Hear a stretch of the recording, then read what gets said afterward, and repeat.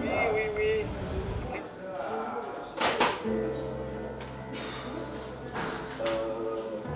Donc vous sortez ou pas? Parce que t'as pas facile, t'as le trousseau. Ouais, mercredi. Bonjour. Asseyez-vous. Alors, je vais vous expliquer un petit peu ce que c'est que le foyer. hein. Ici, c'est un foyer où on accueille des mineurs. Vous êtes mineur, vous avez quel âge? 16 ans. 16 ans. Il y a des filles, un étage filles, un étage garçon. Tous les jeunes qui viennent ici sont placés par le juge des enfants ou par un juge d'instruction. Donc il y a des règles, bien entendu, à respecter, des règles de vie normales, comme un peu à la maison, des heures de repas, des heures de sortie et des heures de rentrée. Si vous n'êtes pas là à partir d'une certaine heure, on vous déclarera en fugue. Alors je vais vous donner une carte de visite avec notre numéro de téléphone, au moins l'adresse. Quand on se trouve dans une ville qu'on ne connaît pas, si vous vous perdez, au moins vous avez l'adresse. Nous hébergeons des jeunes, jour et nuit, 24 heures sur 24, 7 jours sur 7. Nous sommes ouverts toute l'année, nous sommes un vrai service public. On accueille des jeunes uniquement sur mandat judiciaire, au pénal. Notre mission première, ça c'est la plus importante, elle doit venir en alternative à l'incarcération. Ah bah tenez, venez les présentations. Vous allez un petit peu, voilà, l'accueillir. C'est important. C'est important que je vous le demande. D'accord, je vous le demande. Vous vous souvenez quand vous êtes arrivés, vous? C'était dur, hein? Ouais, c'était Eh dur. ben voilà. Oh.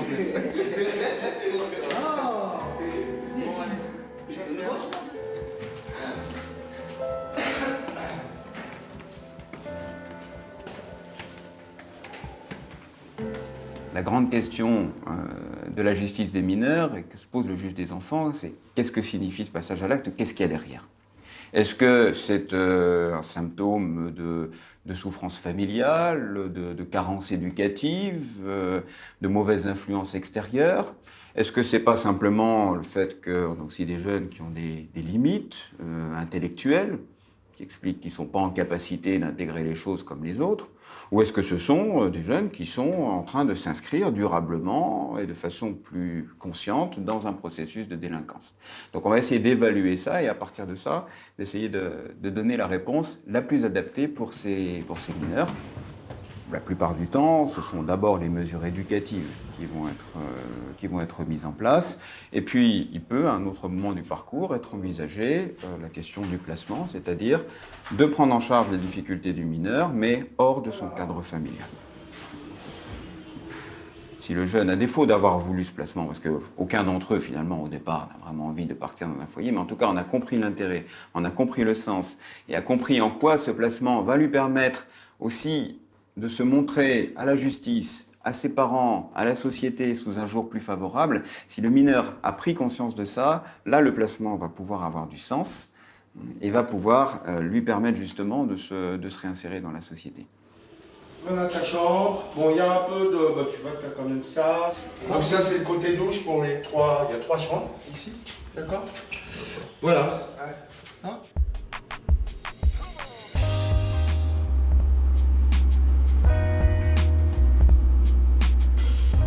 J'étais à la maison, ils m'ont fait une perquisition, ils m'ont pris mes vêtements, tout. L'argent, je suis retrouvé ici. C'est la juge qui m'a placé ici. J'ai 4 jugements, je sais pas comment ça se passait. Je sais pas si je reste au foyer ou je pars en prison. C'est un peu grave, c'est dégradation, violence, des choses comme ça. Mon projet, en fait, c'était d'aller dans l'armée, mais voilà quoi. Avec les bails que j'ai fait là, voilà. Là, mon projet, là, c'est de devenir électricien. Mais du coup, c'est un peu compliqué, mais... J'ai fait plein de foyers. J'ai fait, je sais pas, j'ai dû faire au moins une quinzaine de foyers encore. Je suis parti dans... Et par contre, ce qui est bien, c'est que dans tous les foyers que j'ai fait toute la France avec. Je suis parti dans toute la France. Bon, même s'il y a beaucoup d'éducateurs autour, j'ai l'impression d'être chez moi. Au début, c'était difficile pour moi parce que comme j'ai jamais été au foyer, c'est la première fois, c'était un peu difficile. Mais à la fin, bon, c'est la famille ici en fait. Ben, pour moi, j'ai une formation en couturier. En plus, c'est à atelier scolaire. L'année prochaine, je dois rentrer au lycée en fait. Les éducateurs d'ici, ils te trouvent une formation, ils te mettent à l'école, ils t'en font tout. Donc, t'es arrivé sans rien ici, t'arrives sans rien, ils te font tout.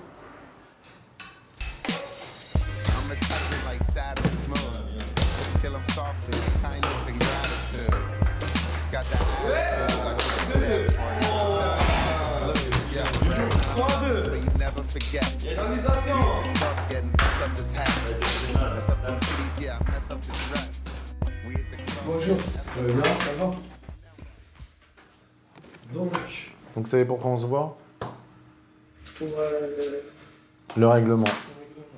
Donc, on va essayer de vous expliquer ce qu'il y a dans ce règlement. D'accord? Et après, moi, ce que je veux, c'est que vous le signiez à la fin. Alors, il va falloir qu'on le lise ensemble. en arrivant au foyer seulement de corps, je sais que je dois M'engager m'engager à à respecter les règlements et les obligations judiciaire. Alors, on va s'arrêter. Les obligations judiciaires, elles sont différentes pour chaque jeune. Vous devez respecter les horaires, sinon vous pouvez aller en prison. Un autre jeune, peut-être il a le droit de sortir plus tard. Et lui, s'il ne rentre pas, c'est moins grave. C'est grave, mais c'est moins grave que vous. Si un autre jeune vous dit « Viens, on sort, on s'en fiche du règlement, on va s'amuser toute la nuit, puis on reviendra demain », ben, pour vous, ça va être très compliqué. Parce que vous avez compris tout ça. Vous avez des droits. D'accord ? Il y a des choses, vous avez le droit d'avoir, vous avez le droit de faire. Vous avez le droit à votre intimité. Ça veut dire quoi? Ça veut dire que vous avez une chambre que pour vous. Ok? Vous pouvez fermer la porte. Nous, quand on rentre, on doit frapper avant de rentrer. Ça, c'est votre intimité. Ok? Et même si vous êtes plusieurs, la porte doit être ouverte quand il y a un petit groupe. Parce que nous, on doit savoir ce qui se passe dedans. Alors après, on continue. pour suivre ou rechercher un Scolarité. C'est-à-dire que si un jeune arrive ici, qu'il a déjà une école ou une formation, on va lui demander de continuer. Quand on arrive au foyer, on ne s'arrête pas. On n'arrête pas tout. D'accord? Parce que ça, c'est bien, c'est positif d'avoir cette formation. Au moment où tu vas être jugé ou au moment où tu vas avoir affaire à ton juge, il va te demander mais qu'est-ce que tu as fait pendant ton placement. Si tu dis bah, j'ai rien fait, ben là, ça ne va pas t'arranger au niveau de ta situation judiciaire. Maintenant, si tu as pu mettre des choses en place, si tu as pu faire des choses, des formations ou que tu as pu reprendre une école, ben c'est sûr que le juge il va se dire bah, il a profité de ce temps de placement, là où il était, pour pouvoir faire des choses bien. D'accord? Voilà. Et au-delà de ça, après, c'est pour toi. Si tu vas à l'école et si tu retournes, si tu trouves une formation, ben, pour toi, pour ton avenir, ça va t'aider. Ça, c'est sûr. Et vous, signez. Ok.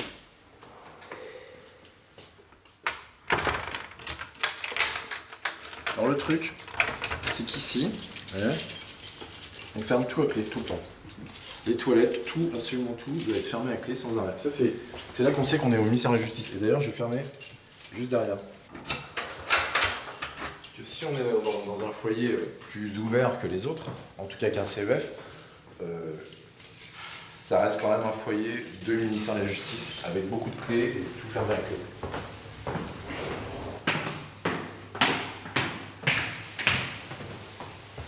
Dites donc, vous n'êtes pas correct, vous, encore? Je vous donnerai plus jamais d'argent pour le coiffeur. Je vous ai donné 15 €. Sur la vie de ma mère au bled là, elle peut mourir maintenant. Vous m'avez pas donné 15 €, vous m'avez donné 10 €. Regardez, 15 € coiffeur et c'est vous qui avez fait schlaf. D'accord? Mais vous m'avez pas donné 15 € sur la vie de ma mère. Mais vous arrêtez avec votre mère, fichez-lui la paix. Vous avez signé votre papier et après vous dites que c'est pas vrai. Oui, alors je dois vérifier tous mes cas. Ah, ça y est, maintenant il va vérifier. Oui, j'ai vérifié. De toute façon, moi, je sais ce que je fais. Je perds pas encore la boule. Tenez vos lunettes, là, de vue, soi-disant. Je sais que vous avez trouvé ça. Ah, c'est les lunettes, que les 5 € que vous avez acheté ça. 5 €, c'est à 300 €. Hein. 300 € ça? Ben, bof. Ben, vous êtes fait avoir. Bendo. Ils bénéficient de 1,43 € par jour à partir de 16 ans. Et bien entendu, il faut qu'ils soient là aux heures précises, sinon on leur enlève ce jour de présence. Ça fait une quarantaine d'euros par mois. Je trouve que c'est pas mal pour de l'argent de poche. Donc c'est une chose qui est très importante pour eux. Tous les 15 jours, on leur verse argent de poche, à la condition qu'il n'y ait pas eu trop de sucre, parce que sinon c'est en dégrèvement, et à la condition que leur chambre soit nickel chrome. Ça les encourage à nettoyer leur chambre au moins tous les 15 jours.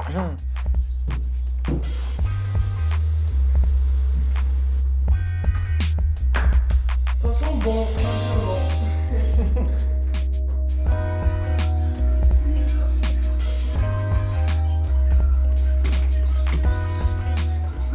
Ça fait presque 3 ans que je suis placée. Je suis partie en Provence, j'ai fait presque tous les foyers de Paris, des trucs comme ça. Mais j'ai resté maximum 3 semaines, 1 mois. C'est le seul foyer que je me suis... j'ai dit stop, ouais. Nous accueillons aussi des jeunes filles, donc ça c'est aussi une particularité du foyer de Paris. Nous on trouve que c'est un plus. Ailleurs, des équipes pensent que c'est extrêmement plus compliqué de prendre des filles. Moi quand je sors dans la rue, je vois des hommes et des femmes. Il n'y a pas de raison qu'on soit différents. L'école publique, elle est mixte. Donc voilà, nous on essaye juste de refléter ce qui peut se passer dehors et au contraire, c'est le gage d'une meilleure réinsertion. Après, typiquement, moi je trouve que il y a une ambiance qui est beaucoup plus agréable. Avant, j'étais dans un foyer de filles. On était 28, c'est pire en fait. Et il y avait toujours des bagarres, je rentrais là-dedans, des trucs comme ça. Et quand il y a des garçons, en fait, les garçons, c'est pas comme les filles qui cherchent toujours des problèmes, des trucs enfin entre eux. Ça donne pas la même chose, quoi. Ça fait la taille d'un pied de nuit, hein. Un pied aigu. Ça fait 50 centimes au carré.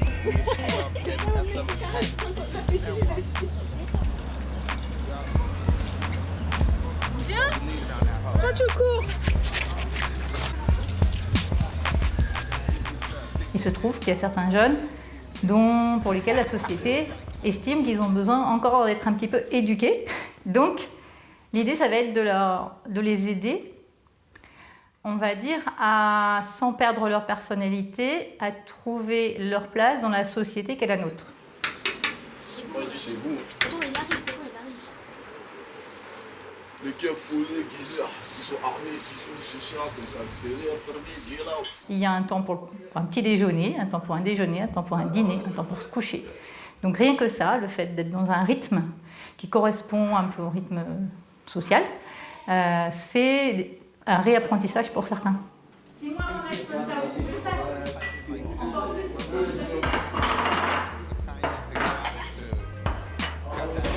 Exceptionnel.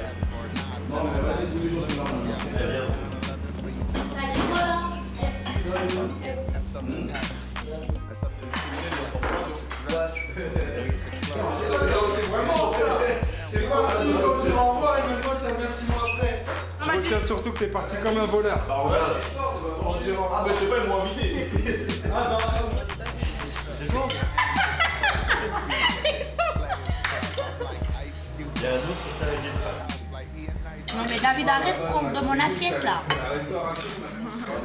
Dans leurs remarques, il y en a plein qui nous disent que non, moi j'ai pas l'habitude de manger à table. Ils ouvrent le frigo, ils regardent, ils prennent rien, ils referment le frigo et ils viennent manger à table. Et donc on le voit tout de suite que c'est des jeunes qui n'ont pas l'habitude de manger en famille, quoi. J'ai 35 ans de maison, 35 ans, c'est des patates fraîches, c'est pas... Il n'y a pas photo. Hein. Oui. T'as fait une bêtise? Ah bon, en faisant quoi ça? T'as fait ça avec quoi? Thierry, c'est quelqu'un de bien en fait. Depuis que je suis arrivée, il m'a dit je suis ton papy, des trucs comme ça, tu vois, c'est mon grand-père. Je l'aime beaucoup et il est toujours là. Des fois je descends, je fais la cuisine avec lui, des repas, des trucs comme ça. On essaye de créer un lien autant avec les personnels que les jeunes, un lien affectif qui est pas négligeable. Au moins c'est très sympa qu'on vient bosser le matin. Essayez toujours de leur amener quelque chose, un rayon de soleil. Le partage, Ça, c'est très important.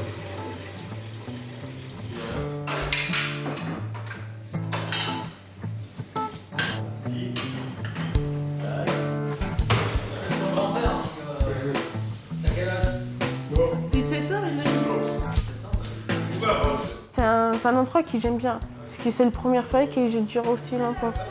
Je sors parce que jamais j'aime plus l'intérieur que l'extérieur, parce que je sais quand je vais sortir, je vais commencer à faire n'importe quoi. Je préfère rester au foyer. Hein. Ils m'ont déjà proposé de rentrer chez moi, mais je veux pas parce que je veux ma semi-autonomie, quoi, faire ma vie. Si je rentre chez moi, je sais que ça va pas marcher. Ouais, ma mère, c'est difficile, quoi.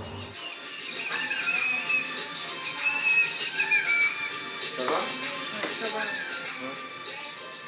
Mais je crois pas que le riz va suffire. Quoi? Attends.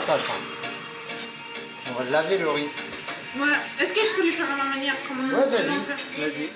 Ça fait une fois avec Thierry, une fois avec moi. C'est le deuxième. En fait, chez nous, depuis qu'on est petit, on n'a pas plaisir. Oui, hein. T'as fini à manger, j'ai faim. Dépêche-toi. S'il te plaît. C'est chaud. Ouais.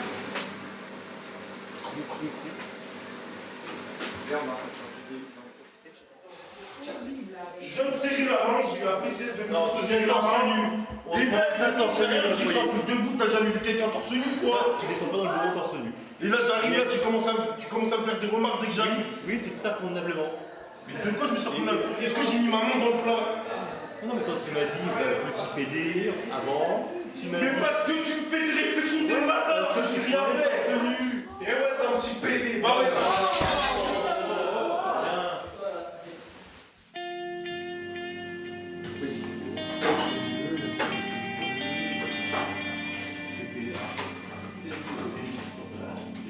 Il arrive, il est torse nu. Ah ouais, il demande le torse nu. Non, il descend dans le bureau, attendez. Non, ça c'est pas je te sors la main après. Ouais, petit PD, machin, il part. Non. Je sais pas, c'est depuis le début que je suis arrivé ici, il m'a cassé les bonbons, lui. Il est arrivé, je sais pas, il m'a énervé. Donc, du coup, je me suis jamais entendu avec lui. C'est vrai qu'un casse-couille de service, ça doit être facile de faire ça par contre. Parce que moi, je pourrais bien le faire, ça, casse-couille de service. Je sais bien faire les choses comme ça. C'est une posture. Le jeune qui reconnaît pas, etc., ça reste une posture. C'est qu'en fait, voilà, le lien n'est pas fait, il n'y a pas de confiance. Voilà, on essaie aussi de construire un lien de confiance. Hein. C'est aussi dans la négociation du cadre que la possibilité du lien de confiance peut se faire, quoi. C'est que si il n'y a pas de négociation dans le cadre, du coup, il n'y a pas de possibilité de montrer qu'on adhère au fond ou qu'on a intériorisé certaines règles. Quelqu'un qui serait tout lisse et qui dès le départ respecterait tout, ça pourrait questionner, quoi. Ils sont toujours prêts à tout quand ils arrivent et ils acceptent toutes les règles, une espèce de un petit moment de lune de miel, on va dire, sur le placement, où généralement ils sont assez conciliants. Et puis au fur et à mesure des contraintes, les premières tensions apparaissent quand on leur dit ben non, là tu peux pas sortir, ben non, là tu peux pas manger au milieu de l'après-midi, non, tu peux pas fumer dans ta chambre, non, tu peux pas consommer du cannabis, a fortiori. Ah ben là on commence à être beaucoup moins copains et ils commencent à nous trouver moins sympathiques. Et nos rapports se tendent de plus en plus. Il faut une certaine résistance en tant qu'éducateur, une certaine distance aussi. Ça ne veut pas dire ne pas être dans l'affectif du tout, mais avoir une distance par rapport à ce qu'ils vont exprimer, aussi bien dans quelque chose de positif que de négatif. Mais quand c'est négatif, que c'est la colère qui est envoyée comme ça, qui est adressée à l'éducateur, il faut se rappeler que ce n'est pas forcément destiné à la personne à qui il s'adresse. Ça s'adresse peut-être à l'institution ou aux parents parce qu'ils ne peuvent pas leur dire. Que si tout d'un coup quelque chose ne leur plaît pas, ils partent dans une colère, dans une violence, voilà, ils sont à vif.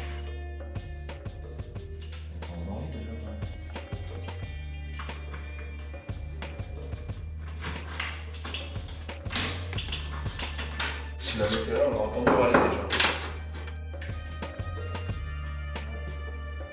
C'est là ?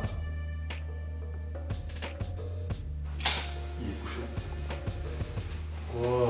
Le soin des pieds? Ouais, vas-y, quoi. J'en ai pas besoin, c'est pas grave. Tu peux pas le faire? Non, je prends des trucs demain matin. le propre de ces jeunes, ils ont eu affaire à des adultes qui n'étaient pas fiables. Donc comment réussir à nouveau faire confiance à des adultes? Parce que jusqu'à présent, en fait, les adultes qui les ont entourés ont été plutôt nocifs. Ça te fait encore mal là, beaucoup ou pas? Ouais. Tu veux un Doliprane parce qu'il y a des Doliprane si tu veux? Non, ça va. Bon, je sais pas si je fais ça dans les règles. Hein. Je te le pose dessus. On va le laisser un peu, d'accord? Ouais. Tu le laisses dessus, et puis quand tu le sens, tu l'enlèves. Ça marche. Ok? Merci. Voilà, chef. Merci. Enfin, c'est vraiment le travail sur l'humain, c'est-à-dire que c'est la confiance qu'ils peuvent mettre en nous. Et ça, pour que ça fonctionne, c'est quelque chose qu'on acquiert avec le temps. Après, c'est un peu des mécanismes presque invisibles, c'est-à-dire que on peut pas filmer la confiance, par exemple, ou le lien de confiance, mais c'est à partir de ça qu'on travaille, quoi. Et document utile, ça va être la convention que tu as passée avec le SJT. Alors, voyons voir. Ça, c'est un CV. Tu amènes ça et tu amènes cette convention de stage. Ouais, c'est ça. En formation jusqu'au 31 octobre 2016, c'est ça. Tiens. T'es capable d'y aller seul ou pas? On y va. C'était quoi? On y va. Est-ce que t'es capable d'y aller seul? Vous m'accompagnez. Ah oui. Mais vite parce que on avance. Allez, là c'est là. parti. Ouais, Vincent. T'as du feu? Du feu? Ouais. Qu'est-ce que tu veux allumer avec du feu? Vas-y, passe-moi du feu, s'il te plaît, fais pas difficile. Non, je passe pas de feu, Je l'allume là, je te le ramène. Mais ça dépend ce que t'allumes, parce que là, ça pue le shit, t'as ton camas comme tu dis, machin. Moi, j'allume pas passe-moi mes du joints. feu, ouais, passe-moi du feu, Non, s'il te plaît. non, je t'allume une cigarette si tu veux. Ah ouais, mais je vais allumer ma cigarette, je Eh te ramène ben, ton feu. je t'allume ta cigarette si tu veux. Dis que ça, dis du tabac, si j'ai du tabac. Mais non, mais tu fumes des joints partout, tu fais fumer d'autres joints. Tu arrêtes de dire Si arrête de dire que certains... c'est moi qui fume. Non, je dis pas que c'est toi qui les force, mais c'est toi qui apportes le matos. Mais n'importe quoi, ils ont tous du matos, tu vas parler avec moi. Non, pas là, je sais que là... Ah mon pote, désolé si j'ai du bif, hein. Bon, disons qu'il n'y a pas trop de règles. Hein. Après, si, il y a des règles, mais personne ne les écoute. Enfin, il y a la moitié du foyer qui les écoute pas, quoi.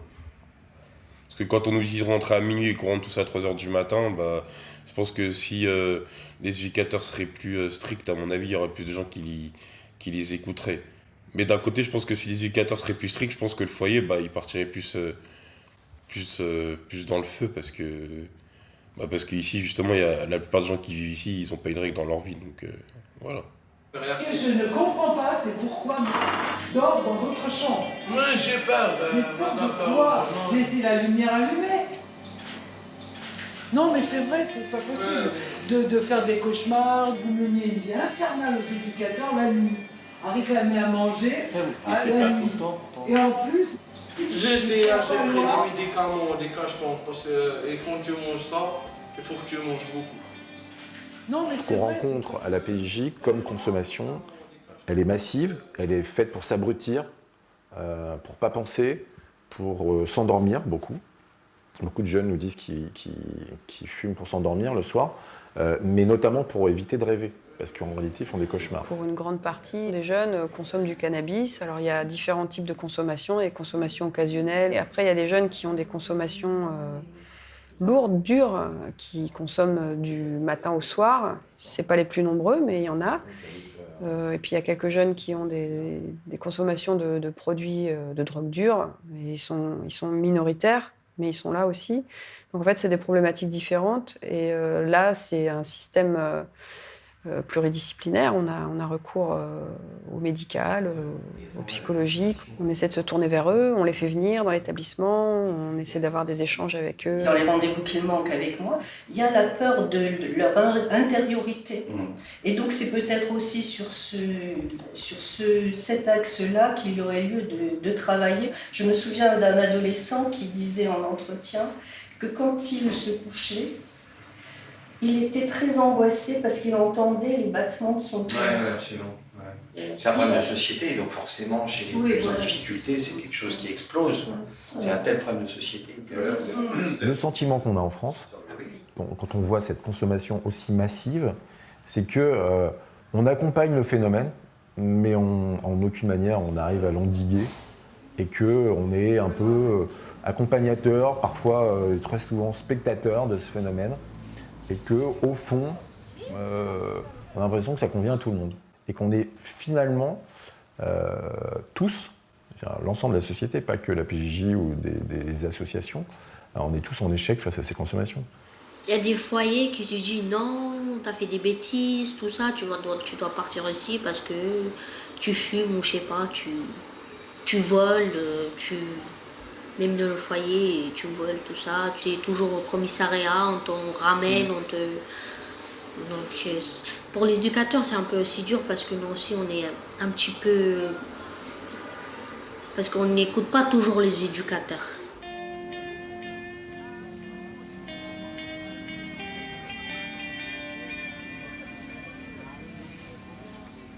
Si on prend l'exemple du coucher à 23h, ces jeunes, pour la plupart, ils découchaient, ils dormaient chez des copains, ils dormaient dehors, dans des cages d'escalier, ou ils dormaient pas du tout.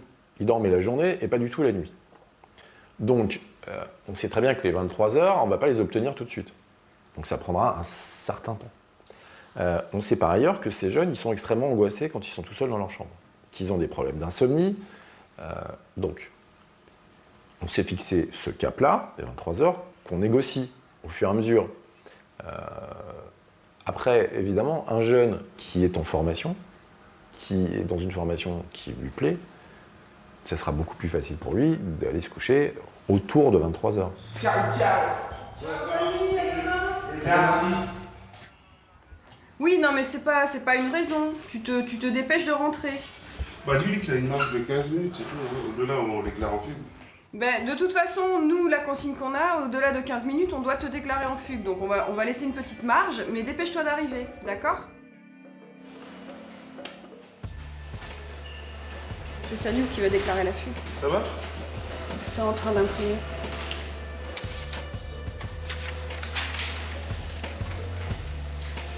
Vous faites au-delà de 0 heure, on est obligé de faxer une déclaration de fugue à la brigade des mineurs. Voilà. C'est plus des retards, des rentrées tardives qu'une déclaration de fugue en fait. Parce que officiellement, les agents de police ils l'enregistrent au bout de 3 jours qu'on enregistre officiellement une fugue. Mais bon, nous, pour se couvrir, on le fait tous les jours. Quitte à le lever le lendemain ou qu'eux ils nous appellent pour revérifier le listing, et voilà.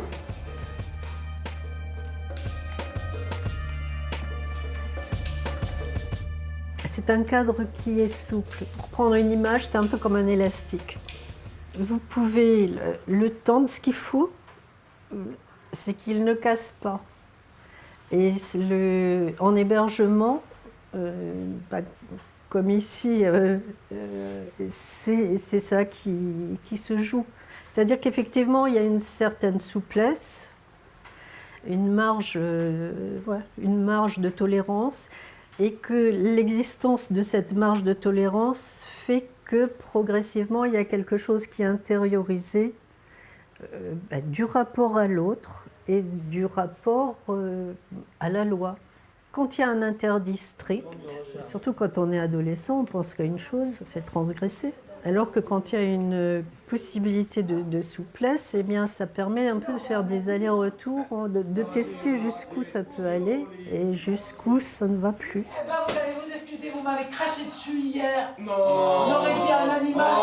Jamais, J'avais non. sur mes lunettes. Non, jamais, Non, madame. vous n'avez pas craché sur moi. Non, vous avez jamais. craché sur les autres. C'est des anciennes jeunes filles qui venaient nous voir. Mais comme j'étais à côté des autres, je m'en suis bien ramassé. Faut que tu laisses les autres et tu me laisses frapper les autres. Soit on met les jeunes en prison, et là on a des règles strictes, soit on les met en foyer, et là on a un cadre. Alors après, oui, moi j'accepte le reproche qu'on soit probablement pas assez strict au regard de ce qui est devenu la société aujourd'hui. Dans son intolérance à supporter la violence, que je peux comprendre, à supporter la jeunesse qui remue, à supporter tout un tas de choses. Oui, il y a plein de gens qui aimeraient bien encore qu'on remette des maisons de correction. Oui, bien sûr. Mais je suis pas sûr que ça résoudrait tellement mieux les choses. En fait, on le déplacerait, on le reporterait le problème.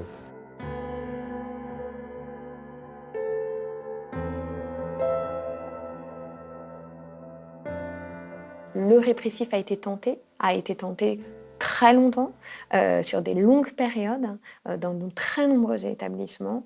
Et toutes ces expériences ont montré à un moment ou à un autre leurs limites et ont rarement été convaincantes pour ce qui est de la réinsertion et la rééducation des enfants.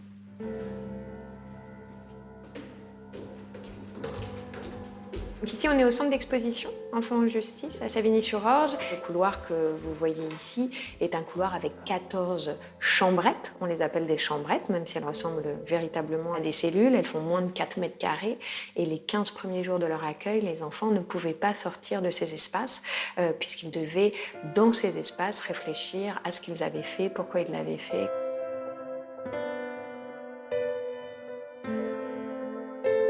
Donc on est dans un lieu qui est juste au moment de la transition entre l'avant 1945 et les pires moments des bagnes d'enfants et des maisons de correction et l'après 1950 où l'éducation surveillée tente une réforme vers l'éducatif.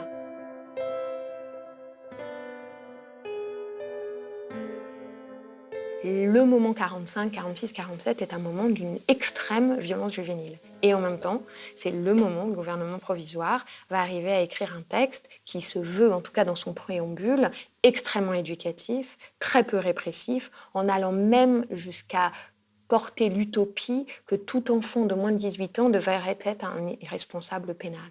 Comment c'est possible ? Pourquoi, alors même que la courbe explose, on va avoir un gouvernement qui va mettre en place une des réformes les plus éducatives, en tout cas sur la philosophie, tout simplement parce que l'opinion publique se sent responsable de l'état de sa jeunesse.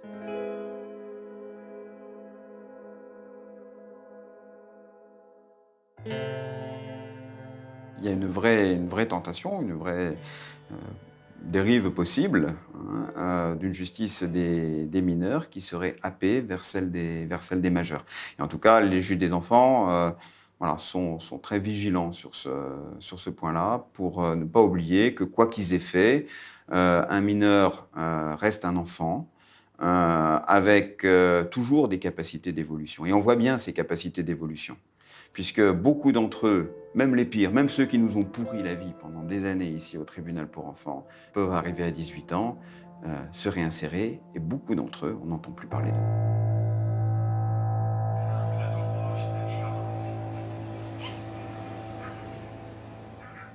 Ici, il y a des gens même âge que moi. Avant, à la maison, il y avait des gens plus âgés que moi. À cause d'eux, je me suis retrouvé ici. Et même la juge, elle m'a interdit de retrouver des gens qui étaient avec moi à la maison.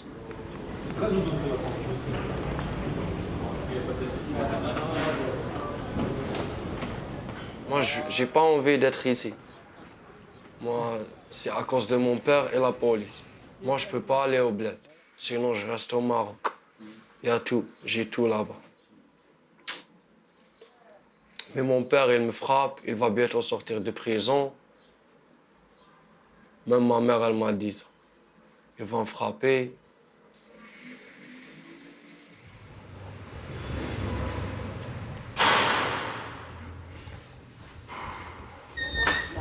Bonjour. Bonjour. Bonjour, madame. Bonjour, madame.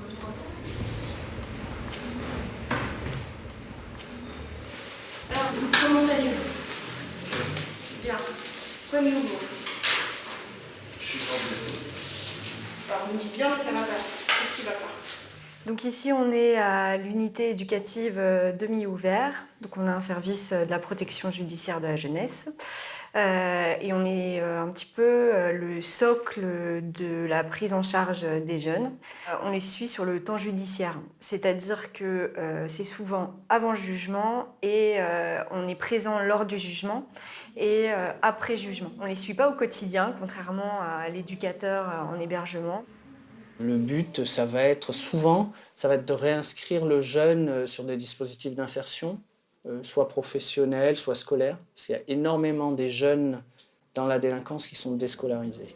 Donc le travail de milieu ouvert, c'est un travail de suivi d'un jeune par un éducateur. Si on résume, c'est ça. On en reparlera après. Vous êtes obligé d'être placé et donc du coup, il faut vous conformer aux règles. Respecter les règles. Le jeune est donc c'est un mineur isolé étranger ou mineur non accompagné. Donc ça veut dire que il est sans responsables légaux, sans parents sur le sol français. Le juge a décidé de placer ce jeune 6 mois et il n'a pas respecté beaucoup de ses obligations. Et les collègues au foyer donc ont une prise en charge un peu compliquée avec lui. Donc l'idée là, c'est de prendre un peu de distance avec lui et de retravailler les objectifs si le magistrat décide de renouveler le placement. Il est rare en tout cas de voir un juge qui va arrêter, mettre fin à une décision de placement alors que ça fonctionne, alors que le jeune y comprend et on voit l'intérêt de cette décision et qui souhaite poursuivre. Donc oui, le temps fait défaut aux équipes éducatives souvent, mais lorsque le temps fait défaut, c'est souvent parce que le jeune a de lui-même mis fin à cette prise en charge par des passages à l'acte. Le passage à l'acte le plus simple, c'est la fugue. Et c'est le cas notamment dans les foyers ouverts comme les EPE, ou par d'autres types de passages à l'acte qui peuvent être des actes de violence sur le matériel ou sur les personnes à l'intérieur de l'établissement, ou parce qu'à l'extérieur, il aura à nouveau récidivé de façon grave dans les actes de délinquance, qui fait qu'on estimera que cette prise en charge n'est plus suffisante et n'est plus suffisamment contenante. On devait se voir la semaine dernière. Qu'est-ce qui s'est passé? J'ai gazé des gens qui m'ont essayé de m'attraper. On était dans le métro. Elle a commencé à m'insulter pour leur arabe, salah. Donc vous aviez un gaz lacrymogène sur vous. Ça, c'est une partie qui est très importante du métier et qui ne se voit pas du tout. Je pense qu'à l'extérieur, ça ne se voit pas du tout. Le fait de faire réfléchir le jeune sur comment il en est arrivé à commettre cet acte-là et qu'est-ce qu'il en a compris, partant de l'idée que s'il en a compris quelque chose, a priori, il y a plus de chances qu'il évite de recommencer. Bon, du coup, ça fait quand même une nouvelle inscription sur le casier, là. Du coup, nouvelle interpellation, nouvelle garde à vue, ça s'enchaîne. Est-ce qu'il est possible? Ma tête, elle va s'éclater. Avant, quand j'ai pris ma cocaïne et tout, c'était bien. Maintenant, quand je suis sérieux, il y a des problèmes qui tombent sur moi. Le problème donc, avec les jeunes comme celui que je suis, c'est que tant qu'ils sont dans la consommation de cocaïne, de cannabis ou autre chose, on n'arrive pas à fixer des objectifs de travail. Donc comme simplement se lever le matin pour aller s'inscrire sur un lieu de formation ou donc, simplement des fois d'aller chez le dentiste. Donc au bout d'un moment, il faut se poser la question de savoir quel est l'objectif principal et c'est celui de sortir de la consommation.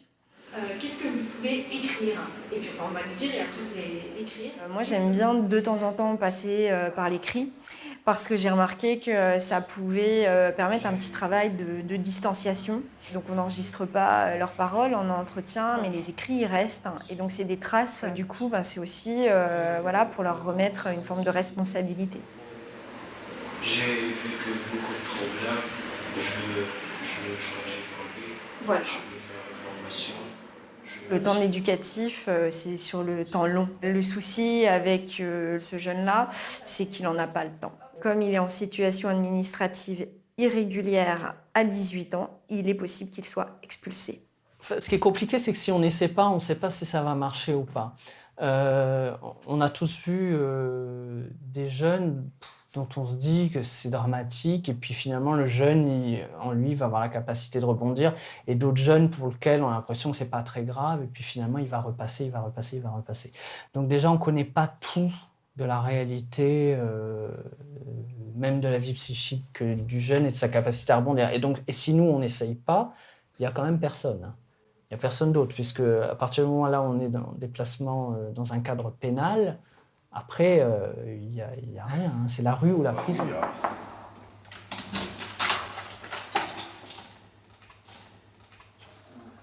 Gay, 9h05. C'est à 9h30 ton rendez-vous. Quel rendez-vous? À l'UAJ. C'est bon, l'UAJ, on a arrêté. Hein? Depuis quand t'as arrêté? C'est bon, ils sont allés jusqu'à septembre.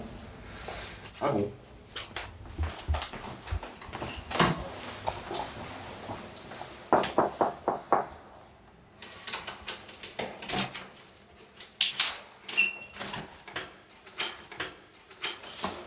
Il est 9h10. L'éducatrice, elle va bientôt venir hein, pour t'accompagner. Allez, laisse-toi maintenant. D'accord. Bon, je te laisse prendre ta douche. Hein.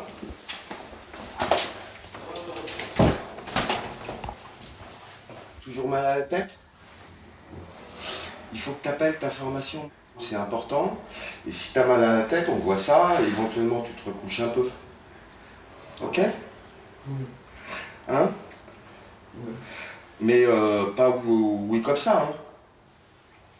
Oui, oui. Hein? Il est là, oui. D'accord. Bonjour.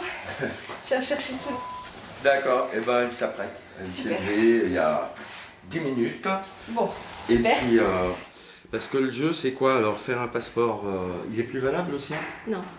Est-ce que la date est bonne avec l'attestation? Parce que... Elle est née le même jour que moi. C'est vrai? Oui. C'est drôle, je vais lui dire. Je fais du milieu ouvert pour les jeunes mineurs roumains. On a un service spécifique pour les mineurs isolés étrangers. Quand on vit dans des conditions très précaires, c'est difficile de suivre une vie normale. Moi, quand j'étais petite, je dormais dehors. Et ça m'est déjà arrivé que un homme, moi j'étais en train de dormir, un homme il venait toucher, et après j'ai crié, j'ai frappé, j'ai couru. C'est difficile pour une fille dormir dehors. Mais quand même, si tu es dans un foyer, c'est bien. Parce que tu as la protection, tout ça. C'est pas dur pour arrêter de voler. Parce que si tu veux vraiment, vraiment plus voler, tu dis bon, là, je mets le point, c'est bon. Mais si tu n'as pas l'argent, tu vas dans un magasin. Même si tu n'as pas l'argent, acheter à manger, par exemple, à manger. Parce que tu as faim. Même à manger, si tu veux, c'est direct commissariat, il t'attrape. Mais moi, des fois, je vais dans les magasins, je prends un truc. Et même les policiers, ils disent ouais, pour le vol, tout ça, ils t'attrapent pour ça, ils te ramènent au commissariat et tu fais 24 heures ou je sais pas quand. Beaucoup de jeunes mineurs roumains qui sont dans la délinquance le sont pour des besoins de survie. Donc quand on leur dit qu'on peut les aider à apprendre un métier et ensuite à travailler, ils sont très très heureux et très très motivés.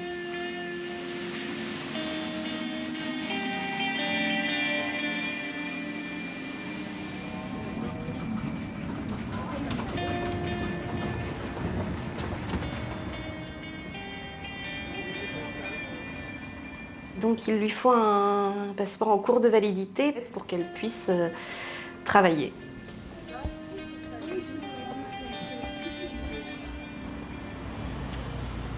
À l'ambassade, elle était très très déçue d'avoir un rendez-vous seulement 1 mois après et qu'ensuite la fabrication du passeport durerait encore 1 mois. Elle n'arrivait pas très bien à saisir le fait qu'il faut de la patience pour suivre chaque étape.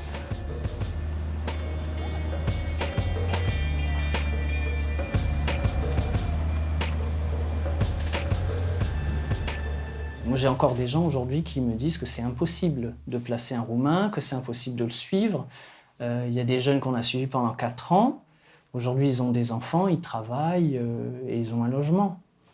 Donc, c'est que c'était possible. Si on n'avait pas essayé, si on avait écouté ce qu'on nous avait dit, ben voilà, il ne se serait rien passé. Et c'est compliqué, par contre, à mettre en œuvre. C'est compliqué, il faut convaincre les juges, il faut convaincre l'administration.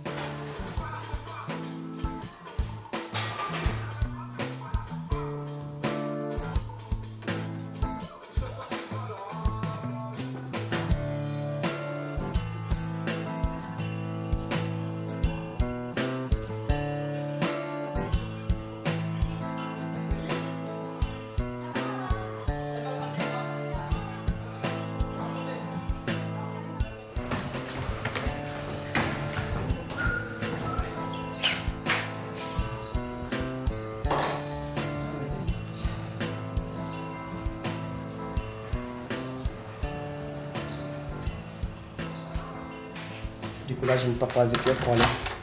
Parce que je commence à 18h30. quelle heure?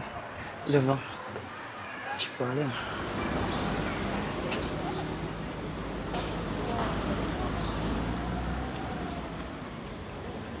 Une prise en charge réussie, c'est une prise en charge où on voit quelqu'un qui se déplace, qui peut entendre un autre discours, qui peut s'approprier un autre discours. L'évolution, elle se fait justement dans le regard qu'on porte, en fin de compte, sur la façon dont on est en dehors. Ah oui, il faudrait que tu ramènes les vêtements que tu as fait ici. Comme ça, on les expose. Oh, c'est trop chou! C'était juste pour essayer. C'est très très sexy, attention. Ah, ça c'est sûr. Ah, mais c'était juste pour essayer en fait. Pour ton âge, c'est vachement sympa ton Ouais, non, c'était juste pour essayer parce que Waouh! j'avais oublié le modèle, mais. Ouais, c'est très sympa.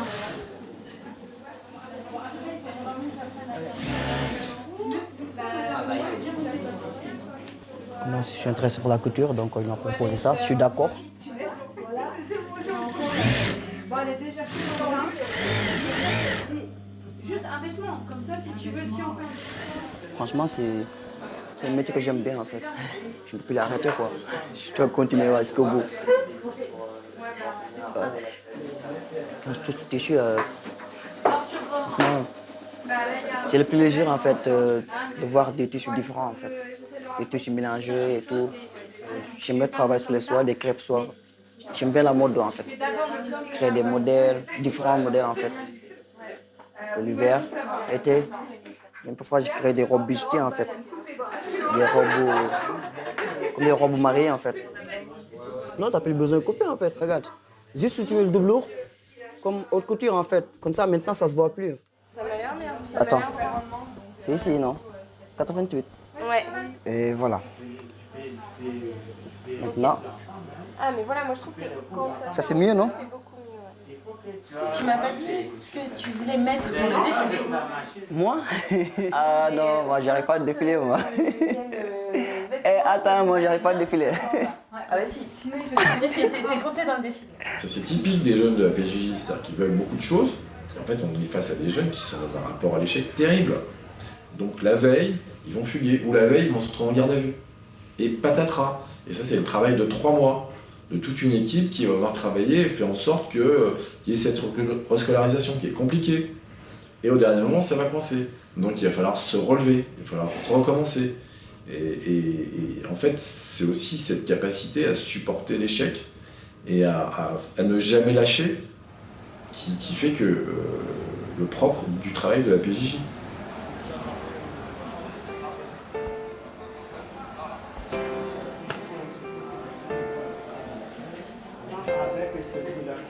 Ah, celui-là en fait. Oui, c'est sa jupe là, ça. Le jupe, ouais. Oui. Tu vois, ça, c'est ce que j'ai pris pour faire des marches. Vous entendez?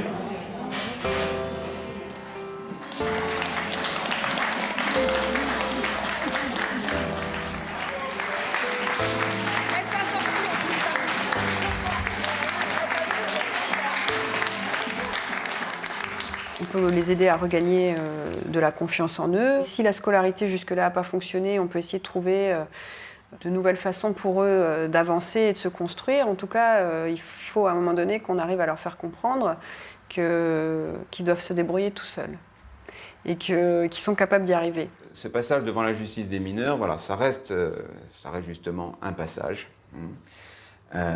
pour des jeunes pas toujours sages. Qui vont parfois se l'intégrer, qui vont en faire quelque chose, qui vont essayer, avec l'appui de la justice, des équipes éducatives, de faire quelque chose de ce qu'on a fait d'eux. On observe que, en tout cas, ce qui permet d'être rassuré, je le disais, c'est qu'après 18 ans, une bonne partie d'entre eux prennent un autre chemin. Voilà. Et pour nous, c'est en tout cas une des raisons qui nous donne envie de continuer.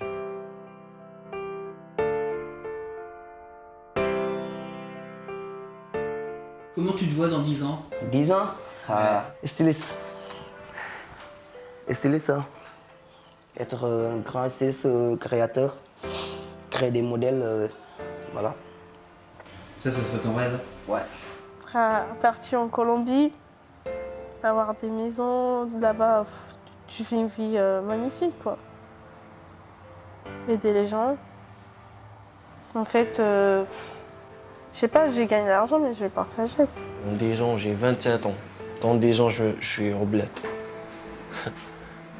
Une belle voiture, T-Max, dernier T-Max. Je suis en train de balader au bled. Si tu dis, dans 10 ans, je voudrais avoir plein 5 l'argent, l'or, ça c'est n'importe quoi. Parce que quand tu vas mourir, tu vas pas ramener l'argent avec toi dans le cimetière ou l'or et tout ça. Ça sert à rien. Juste avoir une maison pour avoir l'argent à manger, travailler et c'est tout. Et avoir les enfants qui sont à l'école, qui font pas des bêtises, tout ça. Qu'ils ne commettent pas la même erreur que nous. Comme un grand footballeur.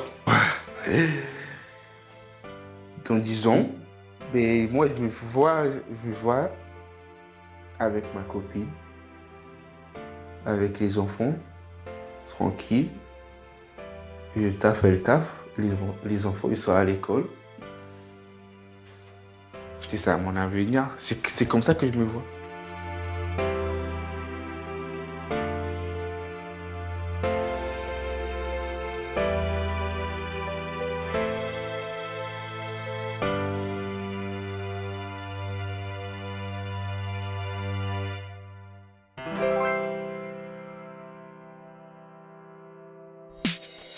I'm a titan like Saturn's moon. Kill him softly with kindness and gratitude. Got the attitude like what you said for. Nah, I said I had the blues. Yeah, red 911 so you never forget. We at the club getting effed up as heck. Mess up them titties, yeah, I mess up the dress. We at the club getting effed up as heck. Now what? Yup. Yo, we leaving now.